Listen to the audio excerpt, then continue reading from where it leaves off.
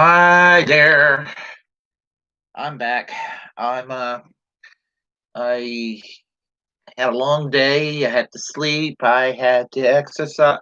I had to eat, and there's a lot going on. Watching the news and everything. The politics is really hype right now. But instead of talking about contemporary issues, let me just take a moment to today. Well, it is officially November 6th, but I meant to talk about it yesterday on November 5th.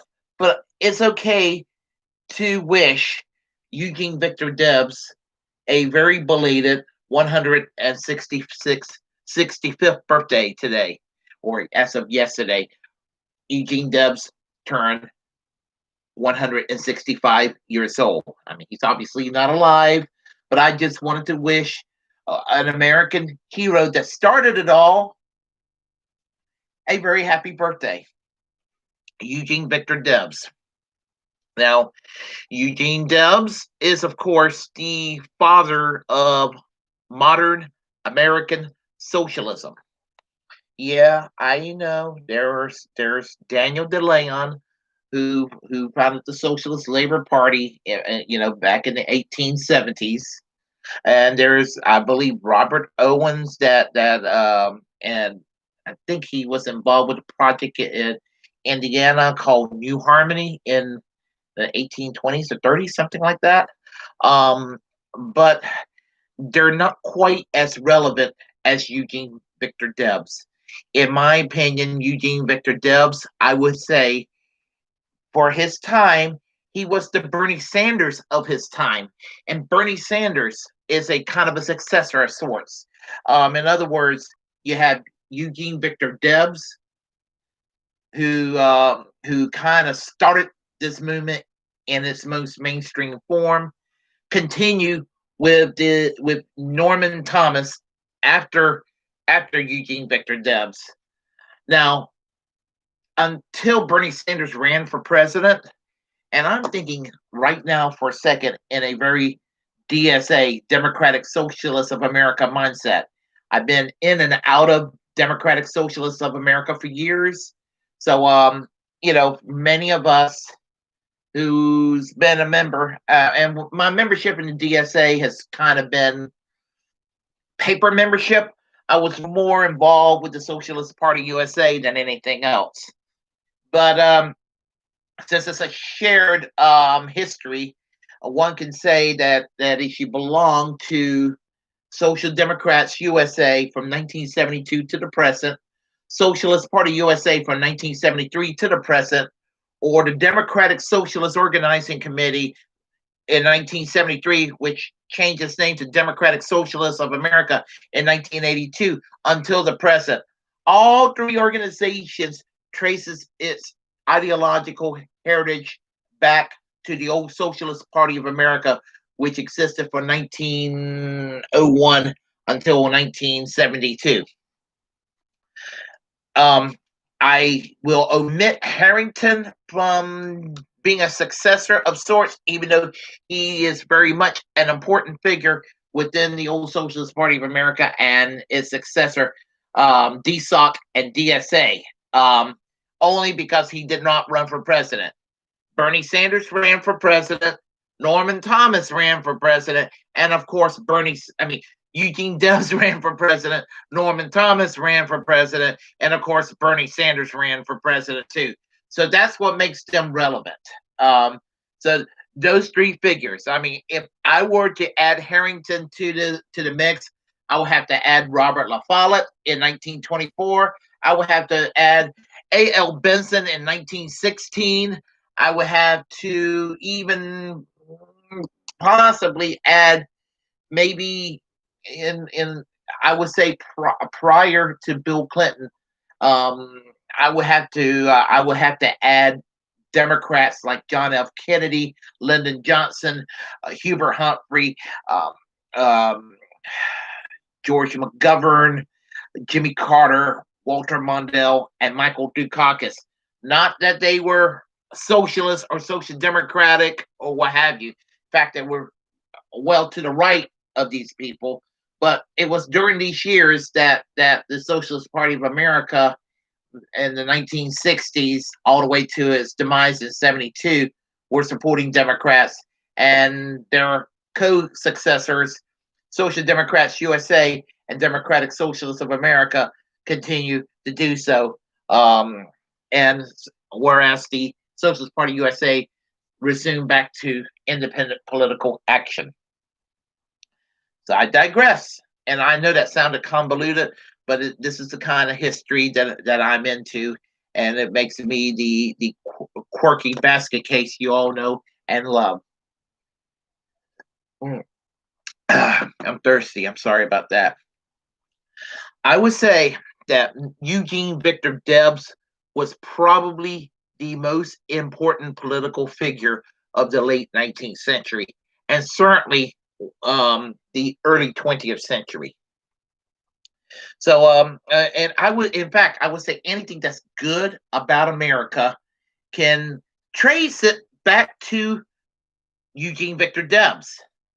And it took decades, but Eugene Debs and other people from the Socialist Party of America helped influence Franklin Roosevelt in the 1930s to implement Americans tiptoeing into socialism with the New Deal.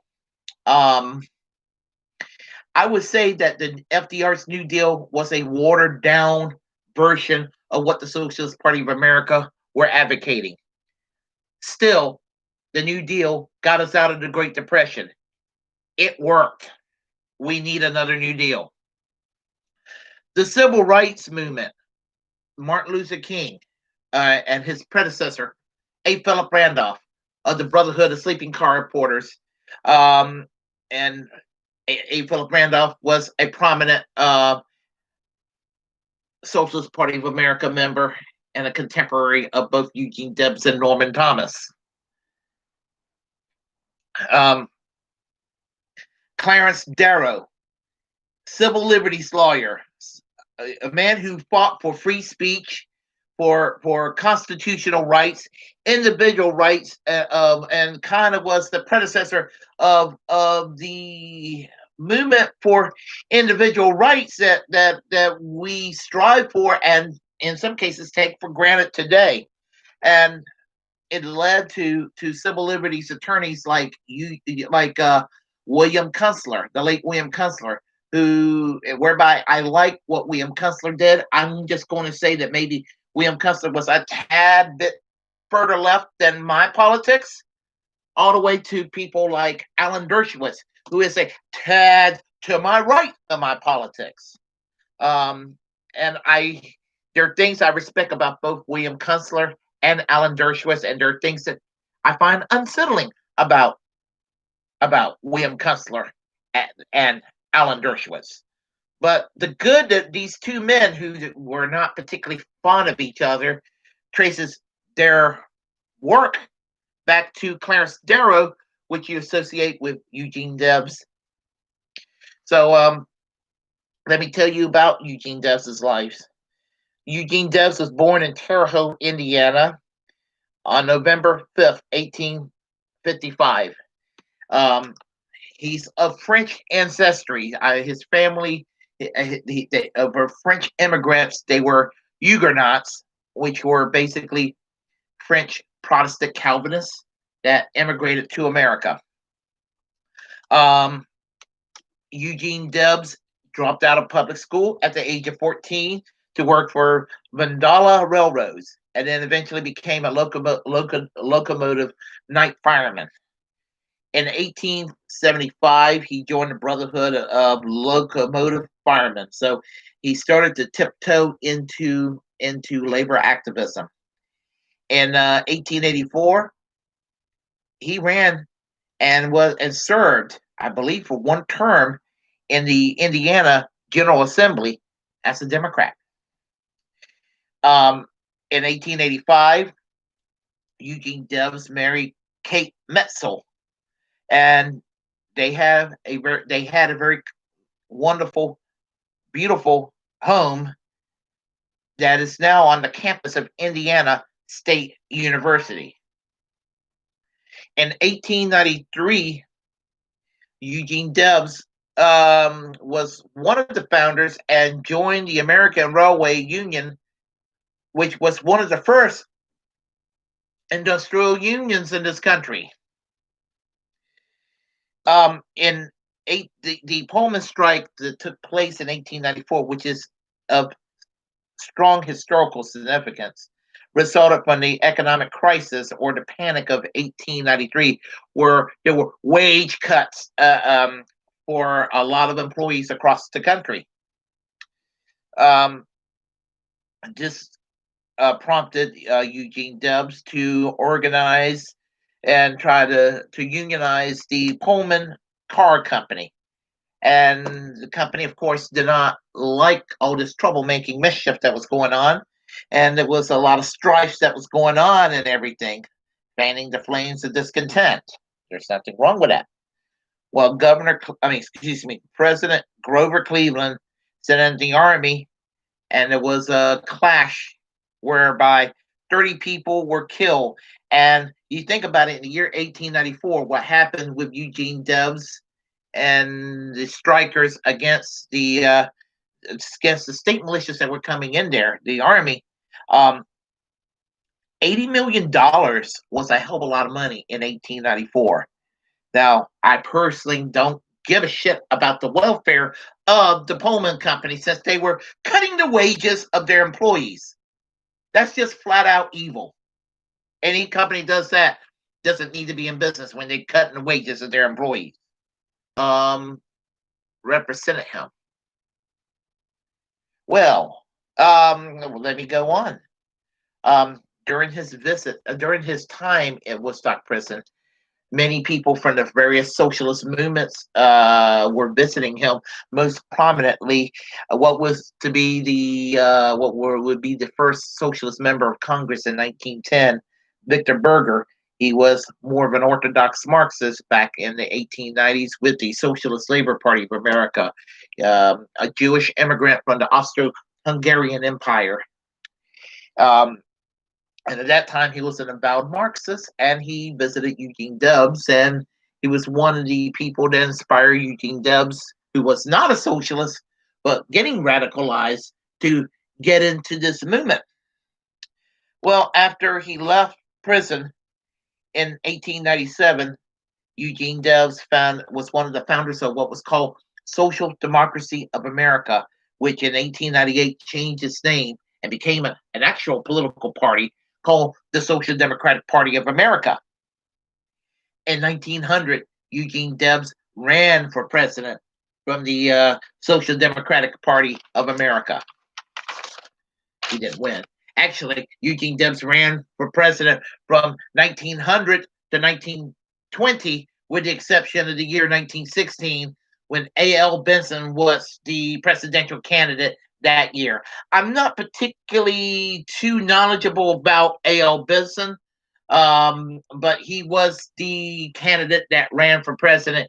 And I do not exactly know why Eugene Debs decided not to run in 1916, but A.L. Benson was the presidential candidate. But let's go back to the year 1901, the 1 year after the presidential election. The Social Democratic Party and the moderate wing of the old Socialist Labor Party of Daniel DeLeon, that I mentioned earlier, says he became very dogmatic and I'm not going to say authoritarian, but I would say probably more dogmatic, where people in the party felt like they were not moving on ahead. They were called the Kangaroo Wing, and they split off from the Socialist Labor Party to merge with the people from the Social Democratic Party of America, and the Socialist Party of America was founded. Now, Eugene Debs himself, was pretty much the public face of the Socialist Party of America. And this party, which lasted from 1901 to 1972, you have to realize the major organizations that were founded by the Socialist Party of America organizations they blossom beyond the old Socialist Party of America to the point where many people in these organizations don't even know where it came from. And I'm talking, obviously, industrial workers of the world know their roots, and they know that Eugene Debs and Helen Keller, who was also a member of the Socialist Party of America, were one of the founders of the IWW, the Wobblies, a very, very wonderful union. The NAACP, which was founded in 1909, was also founded by members of the Socialist Party of America. People like W.E.B. Du Bois, people like A. Philip Randolph founded, and Eugene Debs was also one of the founders of the NAACP. In 1917, a group of labor lawyers and socialists affiliated with the Socialist Party of America founded the National Civil Liberties Bureau, which defended the anti-war protesters during World War I and were concerned about civil liberties and constitutional rights. So when people say the socialist opposes the Constitution, here's where I'm going to prove them wrong. The National Civil Liberties Bureau existed to protect individual rights and constitutional rights of individuals being persecuted by the state. In 1920, they would change their name to an organization I think probably many people heard of, which is pretty controversial today, called the American Civil Liberties Union, ACLU. And there you have it. 1916,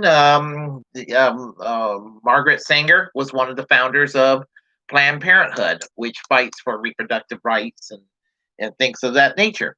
So, uh, moving on forward, when World War One took place, as I said, there was a need to have an organization defend people's individual rights because individual rights were being attacked by the Wilson administration. The Espionage Act of 1917 imposed political repression that mainstream labor organizers were under attack.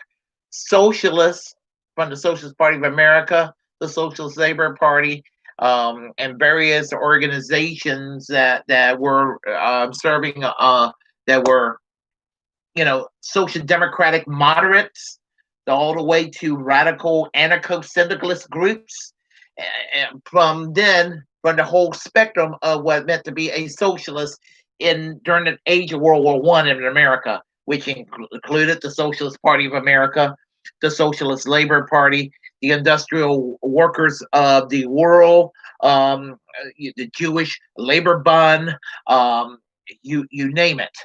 And so groups, as I said, socialists, anarcho-syndicalists, anarchists, social democrats were under attack by the U.S. government. Also, groups such as the Quakers, who are pacifists, and International Bible Students, which were the predecessor to what is now referred to as Jehovah's Witnesses today, were also under attack by the U.S. government, all for opposing World War One, the American entry into World War One. And as I said, getting back to what I was saying, the National Civil Liberties Bureau was created to protect civil liberties from American repression by the Wilson administration. When then in 1920, the National Civil Liberties Bureau would change its name to the American Civil Liberties Union. Around that same time, 1917 and 1918, there was a little revolution going on in Tsarist Russia. And there were two revolutions that took place, the first in 1917 and then the second in 1918. But the first revolution was staged whereby the Mensheviks won, and basically they were interested, and I think that they were interested in keeping the monarchy, but humbling or depoliticizing or doing away with the political clout of the monarchy, whereby it will be maybe a constitutional monarchy, but barely so. I'm not sure about that historically, but it was basically what they were wanting, in my view, what the Social Democratic Labor Party of Russia were trying to create would be equivalent to today's Norway and Sweden. They wanted Russia to be a social democracy. Um, and then during the second stage, the Bolsheviks took over, and then it led toward what would become the Soviet Union, and 70 years of repression from that state, what is now called communism today. This is why I tell people why the difference between socialism and communism exists. Now, communism in its original terminology in itself is not evil, but when Lenin came along with his Bolshevik movement and distorted Marxism, what became known as Marxist Leninism, which inspired the Stalinist worldview to take place later on, Trotskyism to take place later on, Maoism later on, and all the other forms of communism that exist, or or authoritarian socialism, which became communism, versus a democratic style socialism, or socialism with democratic principles, generically referred to as social democracy in the West or democratic socialists in the West. And people debate back and forth whether democratic socialism and social democracy are one and the same, or are they fundamentally different. Now, from my perspective, I've always declared myself a democratic socialist. I've always declared myself a social democrat, and I use the term interchangeably myself. I'm not interested in what existed in the Soviet Union as a model, or what existed in China or North Korea or Cuba or in Cambodia or Vietnam or whatever. The closest thing to a communist state that you will see me support historically, I do have sympathies toward Yugoslavia under Field Marshal Joseph Broz Tito, but I am actually meandering away from what I'm trying to talk about with regard to Eugene Debs' birthday today. I'm just trying to relate it to. Well, I was trying to basically talk about the difference between socialism and communism briefly, but I want to get back into what happened with Russia. With the Russian Revolution, by the time in 1918 it happened, the leadership of the Socialist Party of America did not want any part of what was going on in Russia, because undemocratic rules by the Communist Party of Russia, which would become the Union of Soviet Socialist Republics, was deemed as undemocratic, and the Socialist Party of America did not particularly like what was going on in Russia. A faction of the Socialist Party of America, they had the same ideology, but they had some nuanced differences, split off from the old Socialist Party of America, and I believe one of them were to be called the Communist Labor Party. The other one would be called, and I think I'm if I'm incorrect, please somebody correct me. I think the other one was initially called the Workers' Party, and they were loyal both to what would become the Soviet Union. And in 1924, I believe it was 1924, that the Comintern, the Communist International, urged the two parties in America to merge and become the Communist Party of USA, what exists today. Well, Eugene Debs stuck with what was the Socialist Party of America, which became fractured because of the split. Eugene Debs would be put in prison for violating the Espionage Act for his opposition to World War One, which which was pretty much a moderate speech, but you had other socialist leaders also being put in prison for basically being socialist and opposed to the war, a Great War in Europe. Victor Berger of Wisconsin was placed in prison too, because of a legal technicality in the Supreme Court. Victor Berger was eventually to be freed, and he ran again for Congress, won that seat in Congress, but the U.S. House of Representatives refused to unseat Victor Berger. Also, Warren G. Harding in 1921 pardoned Eugene Debs. Eugene Debs ran for president from his jail cell in an Atlanta penitentiary, but he was pardoned in 1921, and he was too fractured and weak because he was up in years. In 1924, um, he decided not to run for president, but the Socialist Party of America worked with U.S. Senator Robert La Follette of Wisconsin. And Robert La Follette of Wisconsin was a Republican senator from Wisconsin. In 1909, Robert La Follette founded the La Follette Weekly, which would become the Progressive magazine today, which is one of the best American news publications around. Um, it's still in publication, and I have subscribed to the magazine on and off for years. I highly recommend for everyone to check out this magazine. But suffice to say, in 1924, Robert La Follette founded the Progressive Party, whereby the Socialist Party of America created the political infrastructure to run a nationwide campaign. And of course, he lost. But what was interesting about Robert La Follette as a U.S. Senator, he was advocating a lot of the same things Eugene Debs and the Socialist Party of America were advocating: labor rights, nationalization of major industries at that time, and all of that. And unfortunately, when Robert La Follette obviously did not win the presidency in 1924, this coalition that was the Progressive Party in America fractured.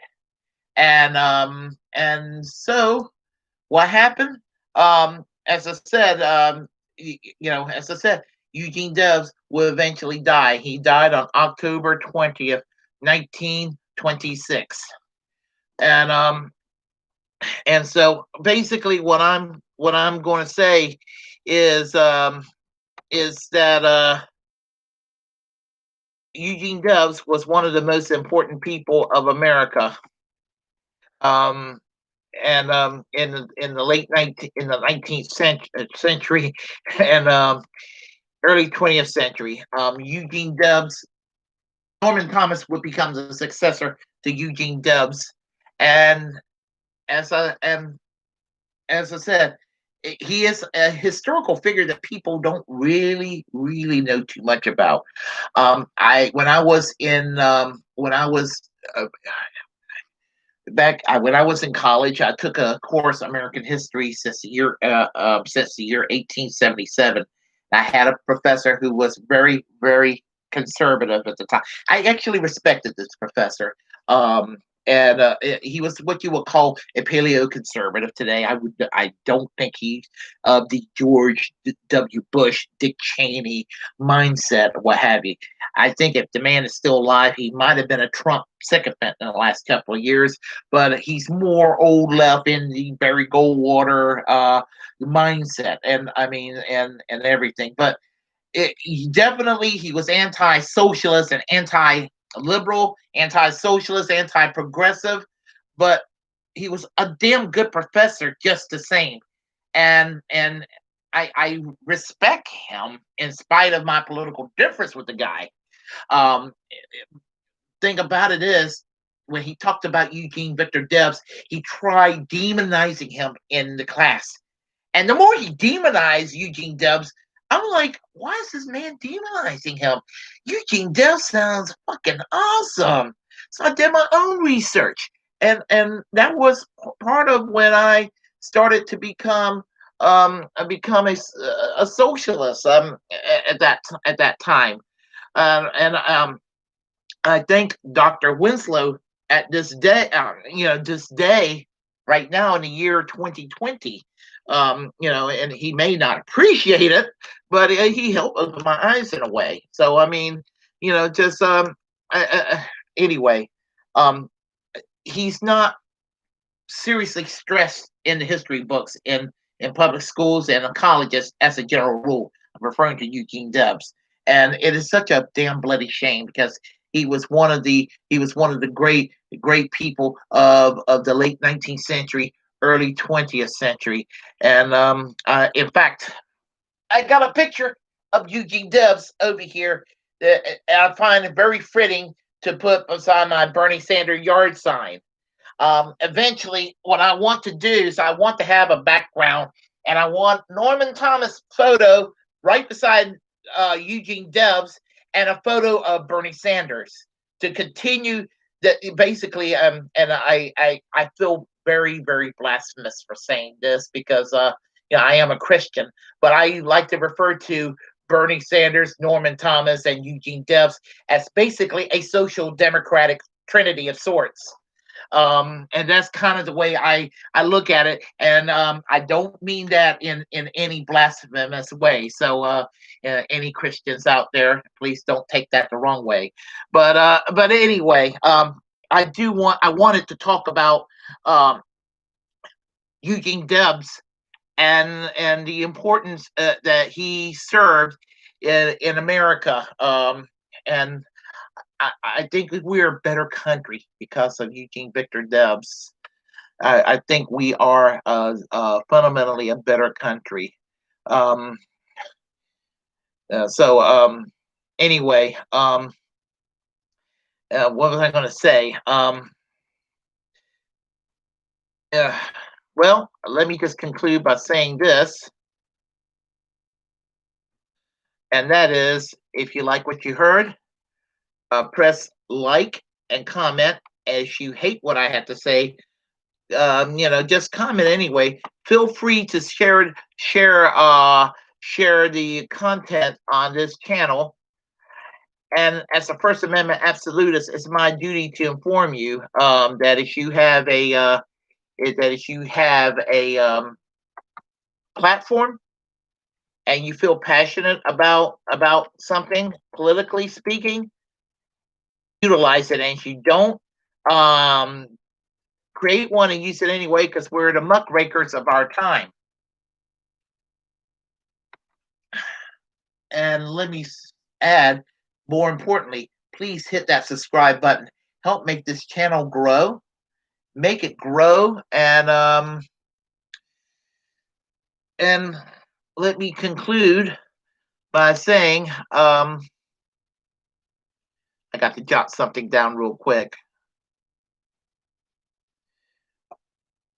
But that I am American social democracy.